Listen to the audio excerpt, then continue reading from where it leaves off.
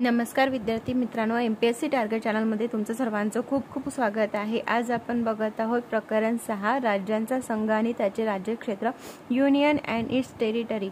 तर तत्पूर्वी चॅनलला सबस्क्राइब केलं नसेल तर लगेच सबस्क्राइब करा, कारण ही सीरीज कंटिन्यू होत आहे। ज्यांचा अभ्यास झाला आहे त्यांनी कानावरून एकदा हे शब्द ऐकले तर त्यांचा तोंडपाठ होणार आहे आणि कोणते PYQ सुद्धा देखील विचारले जातात ते मी त्या सेंटेन्सवर देखील सांगत आहे। त्यामुळे व्हिडिओ शेवटपर्यंत नक्की बघा आणि व्हिडिओ आवडल्यास व्हिडिओला लाईक करा।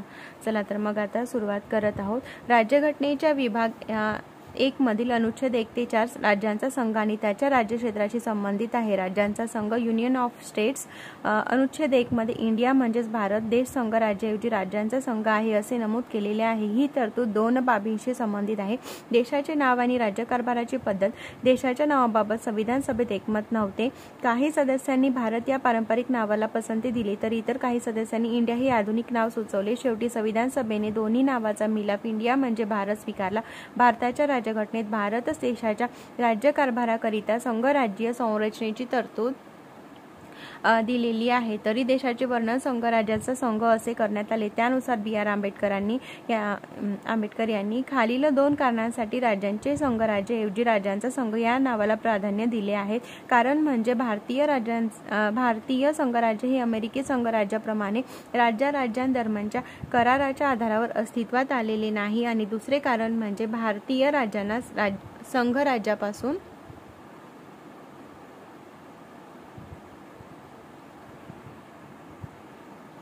वेगळे होण्याचा अधिकार नाही। भारताचे राज्यक्षेत्र अविनाशी असून भारतीय संघराज्य एक संघ आहे। देशाचा राजकीय भूभाग अखंड आहे आणि केवळ प्रशासनाच्या सोयीसाठी वेगवेगळ्या राज्यांमध्ये विभागण्यात आला आहे।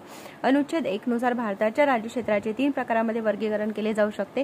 एक राज्याचे प्रदेश, केंद्रशासित प्रदेश आणि भारत सरकार कधीही अधिग्रहित करू शकेल असे प्रदेश, अशा 3 प्रकारांमध्ये वर्गीकरण केलेले आहे। राज्य आणि केंद्रशासित प्रदेशांची नावे आणि त्यांचा प्रादेशिक विस्तार संविधानाच्या पहिल्या अनुसूचीमध्ये नमूद केलेला आहे। सध्या भारताच्या 28 राज्य आणि 8 बघा हा सुद्धा प्रश्न विचारला आहे। सध्याचा 28 राज्य आणि 8 केंद्रशासित प्रदेश आहेत। राज्यघटनेतील राज्यांशी संबंधित तरतुदी सर्व राज्यांना समान तत्वाने लागू आहेत। मात्र महाराष्ट्र, गुजरात, नागालँड, आसाम, मणिपूर, आंध्र प्रदेश, तेलंगणा, सिक्कीम, मिझोरम, अरुणाचल प्रदेश, गोवा आणि कर्नाटक या राज्यांशी संबंधित विभाग 21 अंतर्गत बघा 10-10-1 म्हणजे 21 अंतर्गत विशेष तरतुदी राज्यांशी संबंधित सर्वसाधारण तरतुदीपेक्षा वरचढ ठरतात। या व्यतिरिक्त राज्यांमधील अनुसूचित क्षेत्र आणि आदिवासी क्षेत्रांच्या प्रशासनाच्या संदर्भात 5व्या आणि 6व्या अनुसूचीमध्ये स्वतंत्र तरतुदी दिलेल्या आहेत।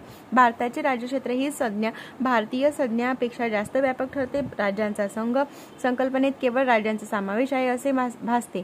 मात्र भारताचे राज्यक्षेत्र या संकल्पनेत केवळ राज्येच नाही तर केंद्रशासित प्रदेश आणि भविष्यात भारत सरकार कडून अधिग्रहित केले जाऊ शकतात असे प्रदेश देखील समाविष्ट आहेत। राज्य संघराज्य व्यवस्थेचे घटक असल्याने राज्यांसंबंधीचे अधिकार केंद्र आणि संबंधित राज्यांमध्ये विभागलेले आहेत, तर केंद्रशासित प्रदेश आणि अधिग्रहित प्रदेशासंबंधीचे प्रशासनिक अधिकार थेट केंद्र सरकारकडे असतात। भारत एक सार्वभौम राष्ट्र आहे, त्यामुळे आंतरराष्ट्रीय कायद्याने मान्यता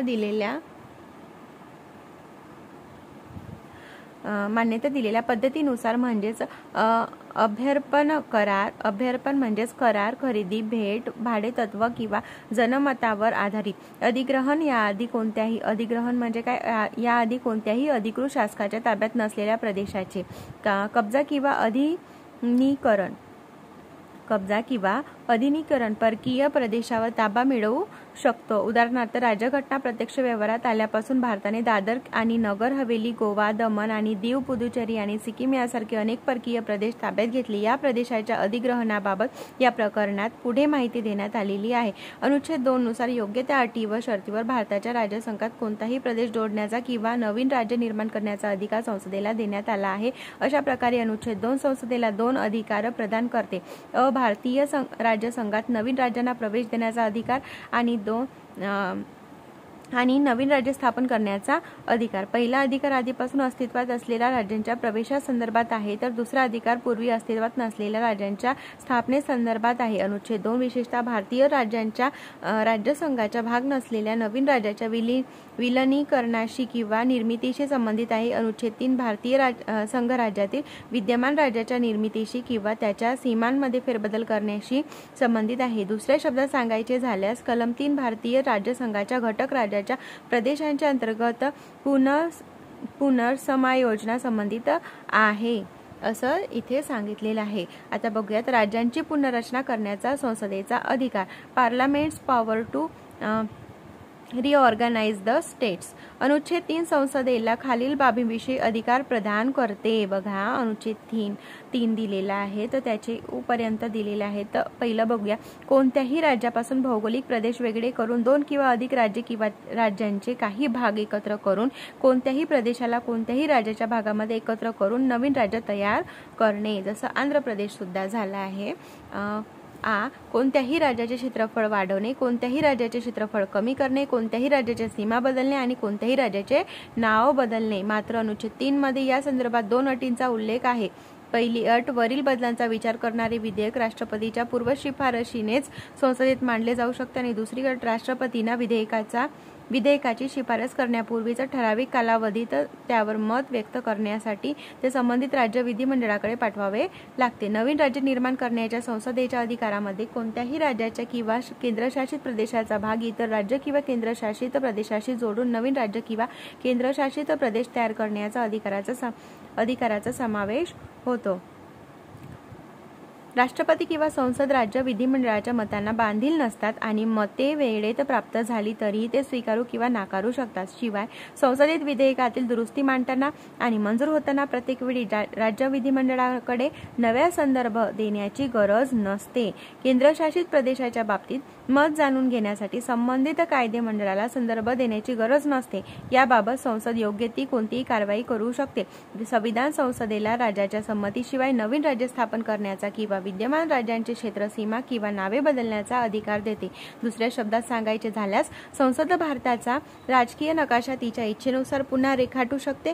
म्हणूनच राज्यघटनेत कोणत्याही राज्याच्या प्रादेशिक अखंडतेची किंवा अस्तित्वाची हमी देण्यात आलेली नाही. म्हणजेच भारतातील राज्याच्या अंतर्गत सीमामध्ये बदल होऊ शकतात, मात्र भारताचा राजकीय भूभाग अविनाशीच राहील हे स्पष्ट आहे. केंद्र सरकार राज्यांना नष्ट करू शकते, परंतु राज्य सरकार केंद्राला नष्ट करू शकत नाही. मात्र अमेरिकेत संविधानाद्वारे राज्याच्या प्रादेशिक अखंडतेची किंवा अस्तित्वाची हमी दिली जाते. संबंधित राज्याच्या संमतीशिवाय अमेरिकी संघराज्य सरकार नवीन राज्य तयार करू शकत नाही किंवा विद्यमान राज्याच्या सीमा बदलू शकत नाही.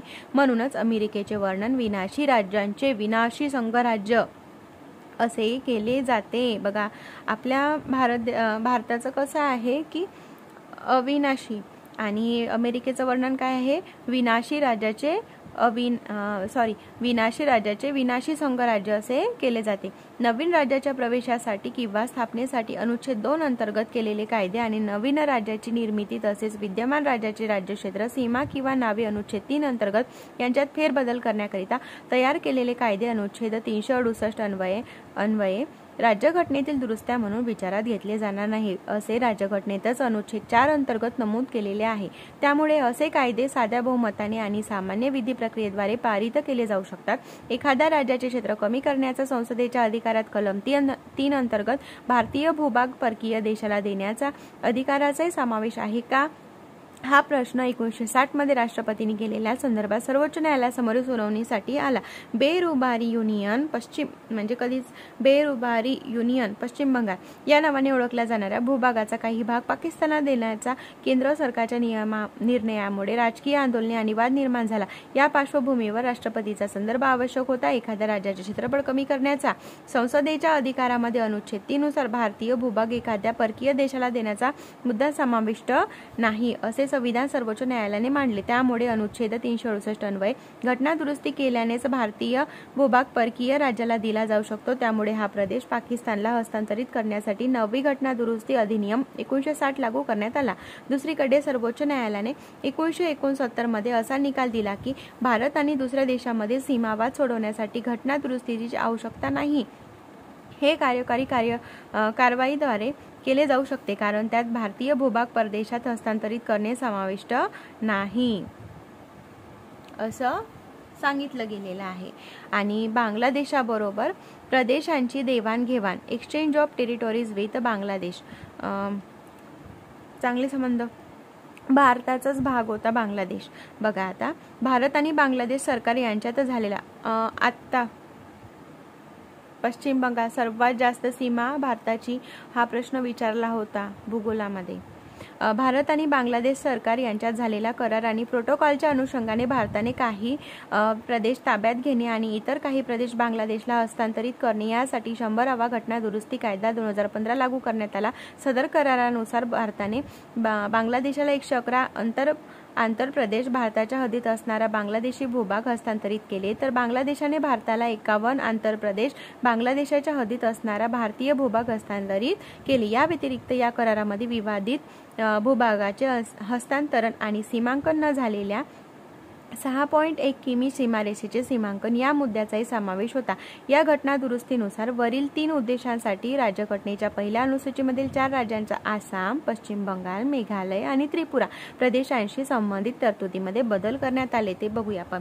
या सुधारणा अधिनियमाची पार्श्वभूमी खालीलप्रमाणे आहे. एक दिली आहे. भारत आणि बांगलादेश यांच्या दरम्यान साधारणतः 4096.7 किलोमीटरची भूसीमा आहे. सन 1947च्या रॅडक्लिफ योजनेनुसार भारत पूर्व पाकिस्तानची भूसीमा निश्चित करण्यात आली होती. रॅडक्लिफ योजनेनुसार आणि रॅडक्लिफ योजनेतील काही तरतुदीवर वाद निर्माण झाले. सन 1950च्या बॅगे योजनेद्वारे या वादांचे निराकरण करण्याचा प्रयत्न झाला. सन 1958च्या नेहरू नून कराराद्वारे या विवादाचे निराकरण करण्याचा आणखी एक प्रयत्न करण्यात आला. मात्र बेरुबारी युनियनच्या विभाजनाच्या मुद्द्याला सर्वोच्च न्यायालयात आव्हान देण्यात आले.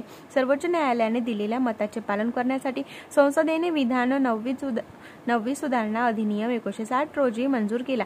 मात्र सतत दखल होणाऱ्या खटल्यामुळे आणि इतर बेरुबारी युनियन खटला 1960चाच आहे तो, सतत दाखल होणाऱ्या खटल्यामुळे आणि इतर राजकीय घडामोडीमुळे पूर्व पाकिस्तान सध्याचा बांगलादेश मधील प्रदेशांच्या संदर्भात संविधान 9वी सुधारणा अधिनियम 1960 अनुसूचित होऊ शकला नाही. आणि दुसरा आहे 16 मे 1974 रोजी भारत आणि बांगलादेश यांच्यातील भूसीमा आणि 16 मे 1974 रोजी भारत आणि बांगलादेश यांच्यातील भूसीमा आणि संबंधित बाबीच्या सीमांकन करारावर दोन्ही देशांनी स्वाक्षरी केली. सीमारेषेच्या समस्येवर तोडगा काढणे हा या कराराचा उद्देश होता. मात्र ज्या प्रदेशांचे हस्तांतरण करण्याकरिता घटना दुरुस्ती आवश्यक असते असे विषय या करारात समाविष्ट होते. त्यामुळे दोन्ही देशांनी स्वाक्षरी केल्यानंतरही या कराराला अधिकृत मान्यता मानले नाही. या पार्श्वभूमीवर नक्की कोणता भूभाग हस्तांतरित केला जाणार हे निश्चित करणे देखील आवश्यक होते. त्यानंतर सीमांकन न झालेल्या सीमारेषेचे सीमांकन, विवादित भूभाग आणि एकमेकांच्या हद्दीत असणारे दोन्ही प्रदेशाचे आंतरप्रदेश यांची देवाणघेवाण या संबंधित मुद्द्याचे निराकरण करण्यासाठी 6 सप्टेंबर 2011 रोजी शिष्टाचारावर स्वाक्षरी करण्यात आली. हा शिष्टाचार भारत आणि बांगलादेश दरम्यानच्या 1974 मधील भूसीमा कराराचा अविभाज्य भाग ठरला. हा शिष्टाचार तयार करताना आसाम, मेघालय, त्रिपुरा आणि पश्चिम बंगाल या संबंधित राज्य सरकारांचे समर्थन आणि संमती घेण्यात आली होती. राज्य आणि केंद्रशासित प्रदेशांची निर्मिती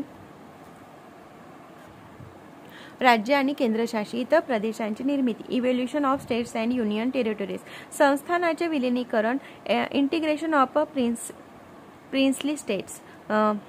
तुम्हाला एक गोष्ट सांगते, माझी स्पीड जर जास्त वाटत असेल तर ही रिव्हिजन आहे असं समजून घ्या. तुम्ही स्वतः बुक वाचा तुमच्याकडे असल्यास आणि रिव्हिजन म्हणून लेक्चर ऐकू शकता. त्याने काय होणार, वारंवार पुस्तक आपण लायब्ररीत इकडे तिकडे बाहेर कुठे असताना फक्त लायब्ररीत पुस्तक वाचू शकतो, घरी वाचू शकतो, परंतु बाहेर कुठे प्रवासात वगैरे असतो आपण, त्यावेळी आपण गाणे वगैरे काही कारमध्ये बसून, बसमध्ये बसून ऐकत असतो. त्याऐवजी तुम्ही हा व्हिडिओ ऐकत असाल तर तुमचाच नक्की फायदा होणार आहे हे लक्षात घ्या. कारण ग्रुप बेची ॲड आलेली आहे, तर एकही मिनिटाचा वेळ न गमावता या सर्व गोष्टी आपण तंतोतंत पाळायला हव्यात आणि निश्चयाने यावेळेसची ग्रुप बीची एक्झाम व्यवस्थित पद्धतीने पास होण्याचं काय करूया, दृढ निश्चय करूया. चला, इंटिग्रेशन ऑफ प्रिन्सली स्टेट्स. स्वातंत्र्याच्या वेळी भारतामध्ये 2 प्रकारच्या राजकीय घटकांचा समावेश होतो. ब्रिटिश प्रांत म्हणजेच थेट ब्रिटिश सरकारच्या अधिपत्याखाली असणारे आणि संस्थाने म्हणजे मूलतः संस्थानिकांच्या अधिपत्याखाली असूनही ब्रिटिश राजवटीच्या सर्वोच्चतेच्या अधीन असणारे. बघा राजे वगैरे लोक नाही का, ब्रिटिश संस्थाने म्हणजे त्यांनी काय केलं होतं की ब्रिटिश लोक त्यांना पेन्शन द्यायचे आणि खालसा केले होते ब्रिटिशांनी, राजे वगैरे लोक. तर त्यांनी काय म्हटलं, आम्ही तुम्हाला पेन्शन देतो पण आमच्यानुसार वागा, असं ब्रिटिशांचं म्हणणं होतं. आणि जे संस्थाने होते त्यांना संस्थाने असे म्हटले जाते, राजघराणे त्यांना संस्थानिक असं म्हटलं जातं. भारतीय स्वातंत्र्य कायद्याने 1947 भारतीय स्वतंत्र कायदा 1947 भारत आणि पाकिस्तान या 2 स्वायत्त व स्वतंत्र स्थानीय राष्ट्राची निर्मिती केली. या कायद्याने संस्थानांना 3 पर्याय दिले: भारतात सामील होणे, पाकिस्तानात सामील होणे किंवा स्वतंत्र राहणे. भारताच्या भौगोलिक सीमेअंतर्गत वसलेल्या 552 संस्थानांपैकी 549 संस्थाने भारतात सामील झाली आणि उर्वरित 3 संस्थानांनी हैदराबाद, जुनागड आणि काश्मीर भारतात सामील होण्यास नकार दिला. कालांतराने पोलीस कारवाईच्या माध्यमातून हैदराबाद सार्वमताद्वारे, जुनागड आणि संमेलनाद्वारे इन्स्ट्रुमेंट ऑफ ॲक्शन्स काश्मीर भारतात विलीन करण्यात आले. बघा हैदराबाद, जुनागड आणि काश्मीर या प्रश्न देखील विचारतात. पहिले कोणते 3 संस्थाने होते? हैदराबाद, जुनागड आणि काश्मीर होते. सन 1950 मध्ये संविधानात भारतीय संघराज्यातील राज्य आणि प्रदेशांची 4 विभागामध्ये वर्गीकरण करण्यात आले होते: विभाग 1, विभाग बी, विभाग सी मधील राज्य आणि विभाग डी मधील भूप्रदेश. सर्व विभागातील राज्य आणि भूप्रदेशांची एकूण संख्या 29 होती. विभाग ए मधील राज्यांची पूर्वीच्या ब्रिटिश भारतातील गव्हर्नरच्या प्रांताचा समावेश होता. विभाग बी मधील राज्यांमध्ये पूर्वीच्या 9 संस्थानांचा विधिमंडळे अस्तित्वात असणाऱ्या समावेश होता. तर विभाग सी मधील राज्यांमध्ये पूर्वीच्या ब्रिटिश भारतातील मुख्य आयुक्ताच्या प्रांताचा व इतर संस्थानांचा समावेश होता. विभाग सी मधील राज्यावर एकूण 10 राज्य केंद्राचे नियंत्रण होते. अंदमान आणि निकोबार बेटे यांचा विभाग डी मध्ये समावेश होता. बघा इथे बघा आसाम विभागातील ए बघा आसाम, बिहार, बॉम्बे, मध्य प्रदेश, मद्रास, ओरिसा, पंजाब, संयुक्त प्रांत आणि पश्चिम बंगाल. आणि विभाग बी मध्ये काय होतं? हैदराबाद, जम्मू काश्मीर, मध्य भारत, म्हैसूर, पटियाळा आणि पूर्व पंजाब, राजस्थान, सौराष्ट्र, ट्रावणकोर, कोची, विंध्य प्रदेश. आणि सी विभागातील राज्ये अजमेर, भोपाळ, बिलासपूर, कूच बिहार, कुर्ग, दिल्ली, हिमाचल प्रदेश, कच्छ, मणिपूर आणि त्रिपुरा. आणि विभाग डी मध्ये अंदमान आणि निकोबार बेटे होते. विभाग डी मध्ये धर आयोग आणि जेव्हीपी समिती यावर देखील प्रश्न विचारला जातो. धर कमिशन आणि जेव्हीपी कमिटी. बघा यावर प्रश्न विचारला जातो धर आयोगावर. तर नीट व्यवस्थित ऐका. संस्थानांचे उर्वरित भारतामध्ये विलिनीकरण ही पूर्णपणे तात्पुरती व्यवस्था होती. देशाच्या वेगवेगळ्या भागातून विशेषतः दक्षिण भारतातून भाषिक निकषावर राज्यांची पुनर्रचना करण्याची मागणी होत होती. या निकषाची व्यवहार्यता तपासण्यासाठी जून 1948 मध्ये भारत सरकारने S.K. धर यांच्या अध्यक्षतेखाली भाषिक प्रांत आयोग नेमला. आयोगाने डिसेंबर 1948 मध्ये आपला अहवाल सादर केला. कधी? 1948 मध्ये, डिसेंबर 1948 मध्ये सादर केला. आणि भाषिक निकषाऐवजी प्रशासकीय सोयीच्या आधारावर राज्यांचे पुनर्गठन करण्याची शिफारस केली. मात्र तणावपूर्ण परिस्थिती निर्माण झाल्याने या संपूर्ण प्रश्नाची नव्याने तपासणी करण्यासाठी काँग्रेसने डिसेंबर 1948 मध्ये दुसरी भाषिक प्रांत समिती नेमली. या समितीमध्ये जवाहरलाल नेहरू, वल्लभभाई पटेल आणि पट्टाभी सीतारामय्या यांचा समावेश होता. या समितीला जेव्हीपी समिती म्हणून देखील ओळखले गेले. त्यात कोणतेही अध्यक्ष किंवा संयोजक नव्हते. एप्रिल 1949 मध्ये समितीने आपला अहवाल सादर केला आणि औपचारिकपणे राज्याच्या पुनर्रचनेचा आधार म्हणून भाषेचा निकष नाकारला. मात्र भाषिक आधारावर राज्याची निर्मिती करण्याची नामुष्की केंद्र सरकारावर आली आणि ऑक्टोबर 1953 मध्ये मद्रास राज्यापासून तेलुगू भाषिक प्रदेश वेगळा करून आंध्र राज्य अस्तित्वात आले. मद्रासमधून काय वेगळं केलं? आंध्र राज्य. भाषिक निकषावर अस्तित्वात येणारे आंध्र राज्य भारतातील पहिले राज्य होते. या निर्णयानंतर प्रदीर्घ जनआंदोलन झाले, ज्यात 56 दिवसाच्या उपोषणानंतर काँग्रेसचे नेते पोट्टी श्रीरामुलू यांचा मृत्यू झाला. फजल अली आयोग यावर देखील प्रश्न विचारला जातो. आंध्र राज्याच्या निर्मितीमुळे इतर प्रदेशांची भाषिक आधारावर राज्यांची निर्मिती करण्याची मागणी तीव्र झाली. त्यामुळे भारत सरकारला डिसेंबर 1953 मध्ये फजल अली यांच्या 1953 आणि तो 1948 आणि 1949 मध्ये त्याचा अहवाल सादर केला होता आणि 1953 मध्ये मद्रासमधून आंध्र निर्माण झालं होतं. आणि आता फजल अली आयोग 1953चा आहे. तर फजल अली यांच्या अध्यक्षतेखाली 3 सदस्यांची राज्य पुनर्रचना आयोगाची नियुक्ती करून संपूर्ण प्रश्नाचा पुन्हा आढावा घ्यावा लागला. के.एम. पनिकर आणि H.N. कुंजरू हे आयोगाचे इतर सदस्य होते. विचारतात के.एम. पनिकर आणि H.N. कुंजरू हे या आयोगाचे इतर सदस्य होते. सप्टेंबर 1955 मध्ये आयोगाने आपला अहवाल सादर केला आणि राज्याच्या पुनर्रचनेचा आधार म्हणून भाषेचा निकष व्यापकपणे स्वीकारला. मात्र आयोगाने एक भाषा एक राज्य हा सिद्धांत नाकारला. देशाच्या राजकीय भूप्रदेशांची पुनर्रचना करताना भारताच्या एकतेला प्राथमिक प्राधान्य देण्यात यावे असे आयोगाचे मत होते. राज्याच्या पुनर्रचनेबाबत कोणतीही योजना तयार करताना खालील 4 प्रमुख घटक विचारात घेतले पाहिजे असे आयोगाने सुचवले. देशाची एकता आणि सुरक्षतेचे जतन आणि बळकटीकरण, भाषिक आणि सांस्कृतिक एकरूपता, वित्तीय, आर्थिक आणि प्रशासकीय महत्त्व, प्रत्येक राज्यातील तसेच संपूर्ण राष्ट्राच्या नागरिकांकरिता कल्याणकारी कार्यक्रमांचे नियोजन आणि अंमलबजावणी असे प्रमुख घटक विचारात घेतले पाहिजे असे आयोगाने सुचवले होते. बघा, राज्य दिले आहेत, केंद्रशासित प्रदेश दिलाय आंध्र प्रदेश. राज्ये किती होते? एकूण 14 आणि केंद्रशासित प्रदेश 6. बघा, राज्य आंध्र प्रदेश, आसाम, बिहार, बॉम्बे, जम्मू आणि काश्मीर, केरळ, मध्य प्रदेश, मद्रास, मैसूर, ओरिसा, पंजाब, राजस्थान, उत्तर प्रदेश, पश्चिम बंगाल. स्टॉप आहे करे नाही. केंद्रशासित प्रदेश अंदमान आणि निकोबार बेटे, दिल्ली, हिमाचल प्रदेश, लक्षद्वीप, मिनिकॉय आणि अमीन दिवी बेटे, मणिपूर, त्रिपुरा. आयोगाने मूळ राज्यघटनेनुसार राज्य आणि प्रदेशांचे चौपट वर्गीकरण रद्द करून 16 राज्य आणि 3 केंद्रशासित प्रदेशाची निर्मिती करण्याची सूचना केली. भारत सरकारने काही किरकोळ बदलांसह आयोगाच्या शिफारसी स्वीकारल्या.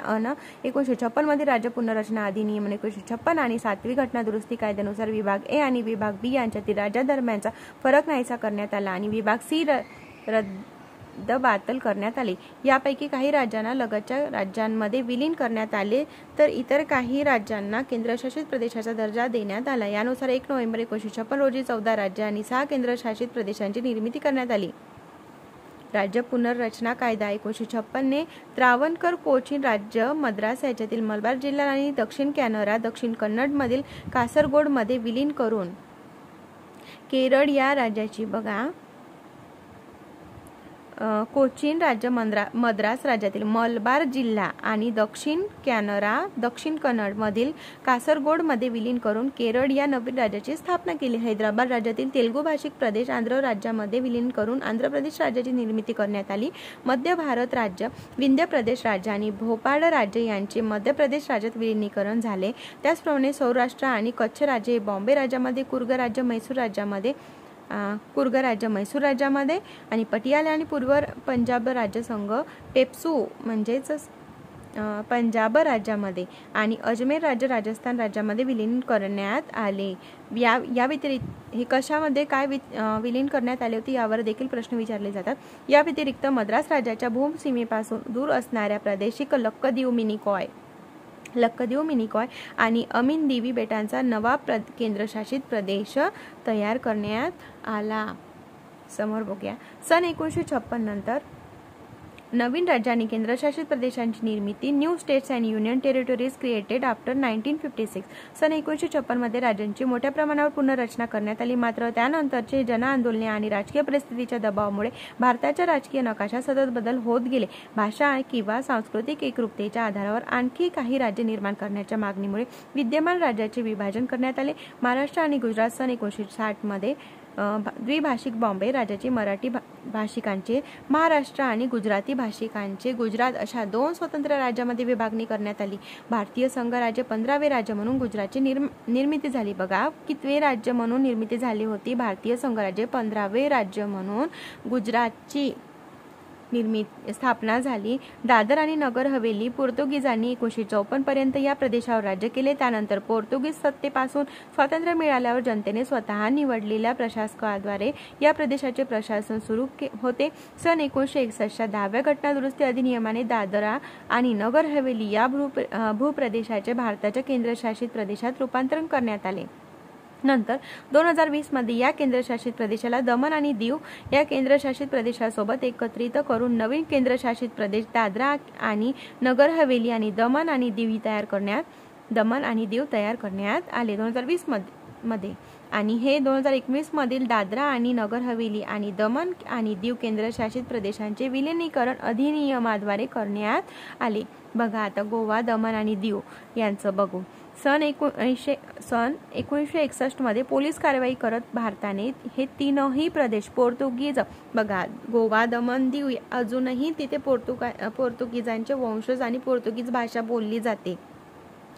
तर या तीनही प्रदेशामध्ये पोर्तुगीज सत्तेकडून जिंकून घेतले. सन 1962 मध्ये 12व्या घटना सुधारणा अधिनियमाने तिन्ही भूप्रदेशाला एकत्रितपणे केंद्रशासित प्रदेशाचा दर्जा देण्यात आला.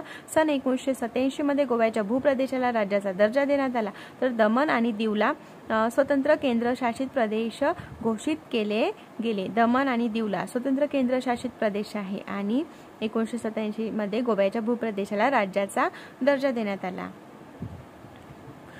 कोणता? गोवा, दमण आणि दीव पुनर्रचना अधिनियम 1987 अन्वये. पुन्हा 2020 मध्ये काय झालं? दमण आणि दीव केंद्रशासित प्रदेश दादरा आणि नगर हवेली केंद्रशासित प्रदेशासोबत विलीन करण्यात आले. बघा अपडेट आहे हे. 2020 मध्ये दमण आणि दीव केंद्रशासित प्रदेश दादरा आणि नगर हवेली केंद्रशासित प्रदेशासोबत विलीन करण्यात आले, जेणेकरून नवीन केंद्रशासित प्रदेश दादरा आणि नगर हवेली आणि दमण आणि दीव तयार करण्यात आले. हे दादरा आणि नगर हवेली आणि दमण आणि दीव केंद्रशासित प्रदेशाचे विलीनीकरण अधिनियम 2019 द्वारे करण्यात आले. पुदुचेरी बघूयात.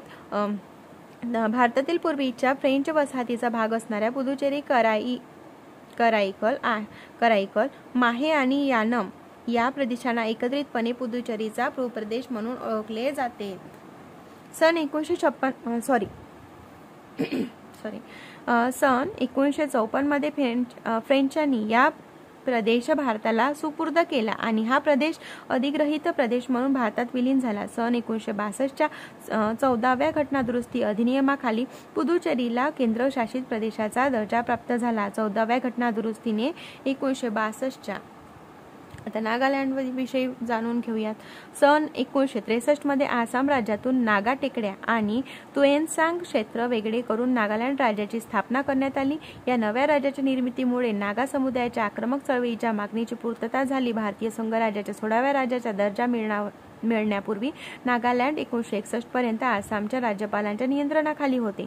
आता बघूयात हरियाणा, चंदीगड आणि हिमाचल प्रदेश. सन 1966 मध्ये पंजाब राज्याचे विभाजन करून भारतीय संघराज्याचे 17वे राज्य म्हणून हरियाणा राज्याची निर्मिती करण्यात आली आणि चंदीगडला केंद्रशासित प्रदेश घोषित करण्यात आले. त्यानंतर मास्टर तारा सिंग यांच्या नेतृत्वाखाली अकाली दलाने स्वतंत्र शीख राज्याची पंजाबी सुभ्याची मागणी केली. शहा आयोगाच्या 1966च्या शिफारसीनुसार पंजाबी भाषिक भागांना एकत्र करून पंजाब या एकभाषिक राज्याची आणि हिंदी भाषिक भागांना एकत्र करून हरियाणा राज्याची निर्मिती करण्यात आली. उर्वरित डोंगराळ प्रदेश लगतच्या केंद्रशासित हिमाचल प्रदेशामध्ये विलीन करण्यात आला. सन 1971 मध्ये हिमाचल प्रदेशाचा केंद्रशासित प्रदेशाचा दर्जा काढून घेऊन त्याला भारतीय संघराज्यातील 18वे राज्य घोषित करण्यात आले. मणिपूर, त्रिपुरा आणि मेघालय.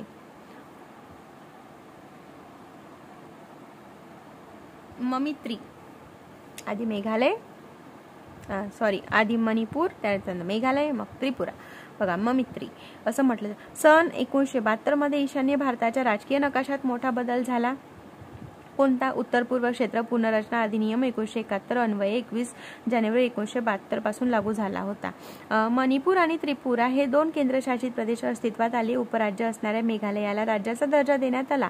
ईशान्य सरहद प्रांत म्हणून ओळखल्या जाणाऱ्या मिझोरम आणि अरुणाचल प्रदेशांना 2 स्वतंत्र केंद्रशासित प्रदेश म्हणून घोषित करण्यात आले. याचबरोबर मणिपूर 19वे, त्रिपुरा 20वे आणि मेघालय 21वे राज्य म्हणून भारतीय संघराज्याचा भाग झाले.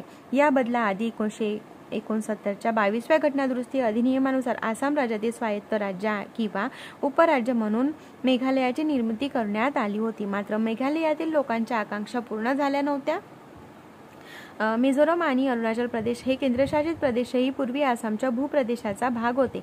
आता सिक्कीम बघूयात. सिक्कीमच्या संस्थानावर 1947 पर्यंत चोग्याल घराण्याचे शासन होते. सन 1947 मध्ये ब्रिटिशांची सत्ता संपुष्टात आल्यानंतर सिक्कीम भारताचे प्रतिपाल्य राज्य प्रोटेक्टोरेट झाले आणि सिक्कीमच्या संरक्षण, परकीय व्यवहार आणि दळणवळणाची जबाबदारी भारत सरकारने स्वीकारली. सन 1974 मध्ये सिक्कीमने भारताकडे अधिक सहकार्याची इच्छा व्यक्त केली. त्यानुसार संसदेने 35वी घटना दुरुस्ती अधिनियम 1974 लागू केला. या दुरुस्तीने सिक्कीमला भारतीय संघराज्याच्या सहयोगी राज्याचा असोसिएट स्टेट दर्जा देऊन राज्यघटनेत राज्याचा नवा वर्ग निर्माण केला. याकरिता राज्यघटनेत अनुच्छेद 2A आणि 10वी अनुसूची सहयोगी राज्याबाबतच्या अटी व शर्ती समाविष्ट करण्यात आली. मात्र सिक्कीमच्या जनतेच्या आकांक्षा पूर्ण करू न शकल्याने सहयोगी राज्याचा प्रयोग फोल ठरला. सन 1975 मध्ये घेतलेल्या सार्वमतामध्ये सिक्कीमच्या जनतेने चोग्याल घराणेशाहीचे शासन संपुष्टात आणून सिक्कीमला भारताचा अविभाज्य भाग घोषित करावी या मताला पाठिंबा दिला. अशा प्रकारे सिक्कीमला भारतीय संघराज्याच्या 22व्या राज्याचा दर्जा देण्यासाठी 36वी घटना दुरुस्ती अधिनियम 1975 लागू करण्यात आला. या दुरुस्तीने राज्यघटनेच्या 1ल्या आणि 4थ्या अनुसूचीमध्ये बदल करण्यात आले. बघा, 1ल्या आणि 4थ्या आणि सिक्कीमच्या प्रशासनाच्या संदर्भात काही विशेष तरतुदीसाठी कलम 371F जोडण्यात आले. तसेच 1974च्या 35व्या दुरुस्ती कायद्याने समाविष्ट करण्यात आलेले अनुच्छेद 2A आणि 10वी अनुसूची देखील रद्दबातल ठरवण्यात आली. आता बघूयात मिझोरम, अरुणाचल प्रदेश आणि गोवा हे राहिले होते 3. सन 1987 मध्ये मिझोरम राज्य अधिनियम 1986 अन्वये 20 फेब्रुवारी 1987 पासून लागू. अरुणाचल प्रदेश राज्य अधिनियम 1986 अन्वये 20 फेब्रुवारी 1987 पासून लागू आणि गोवा, दमण आणि दीव पुनर्रचना अधिनियम 1987 अन्वये. ही 3 नवीन राज्ये भारतीय संघराज्यातील अनुक्रमे 23, 24 आणि 25वी राज्ये म्हणून अस्तित्वात आली. सन 1986 मध्ये केंद्र सरकार आणि मिझो नॅशनल फ्रंट यांच्यात झालेल्या सामंजस्य कराराचा भाग म्हणून मिझोरम या केंद्रशासित प्रदेशाला पूर्ण राज्याचा दर्जा बहाल करण्यात आला. या कराराने 2 दशके सुरू असणाऱ्या बंडखोरीचा अंत झाला. राज्य घोषित होण्याआधी सन 1972 पासून अरुणाचल प्रदेश देखील केंद्रशासित प्रदेश होता. गोवा, दमण आणि दीव या केंद्रशासित प्रदेशापासून वेगळे करून गोवा राज्याची निर्मिती करण्यात आली.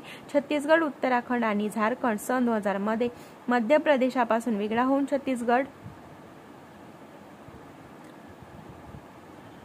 उत्तर प्रदेशापासून वेगळा होऊन उत्तराखंड आणि बिहारपासून वेगळा होऊन झारखंड. बघा, मध्य प्रदेशापासून कोण छत्तीसगड आणि उत्तर प्रदेशापासून कोण उत्तराखंड आणि बिहारपासून झारखंड ही आणखी 3 नवीन राज्ये अस्तित्वात आली. याचबरोबर ही राज्ये भारतीय संघराज्याची अनुक्रमे 26वे, 27वे, 28वे राज्य ठरली. तेलंगणा, आता बघूयात तेलंगणाविषयी.